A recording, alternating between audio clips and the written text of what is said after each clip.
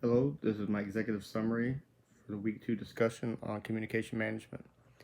Communication management, according to graycampus.com, is developing and effectively communicating a strategy, and that's done by using the 5 C's: being correct, concise, have a clear purpose, coherent, and controlled.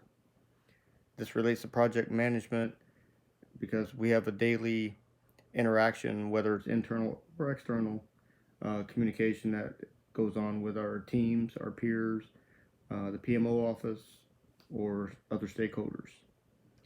Variables when communicating with our teams, things that can come up are using correct communication type. Is this going to be done with a formal written, formal verbal, informal written, or informal verbal? And that's from McCahey 2018. The PMBOK guide shows best methods for running team meetings, and included there are number one, being prepared, always staying on the topic, inviting the essential participants to the meeting. Communication blockers can be anything that's going to get in the way of an effective communicating your message. According to McCahey, this can include language barrier, culture, noisy surroundings, distance, and improper encoding of the message are listed as communication blockers.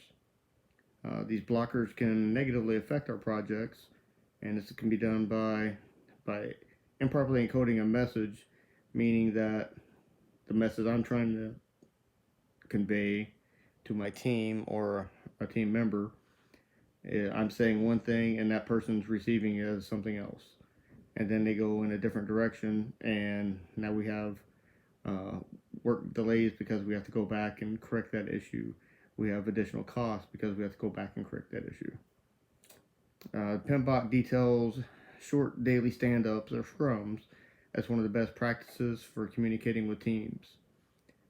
Discuss your work that you've accomplished from the previous day and the current day, additional work that you will accomplish, and list out any impediments that you have an issue. Any of those issues that are brought up out of scrums like that, or other issues going on with a particular task for the project, you have options of face to face to correct those issues. You can do a teleconference, or email is another acceptable method. Depending upon, I would say to be situational, depending upon which one of those or how severe the issue is. Some may work better than others.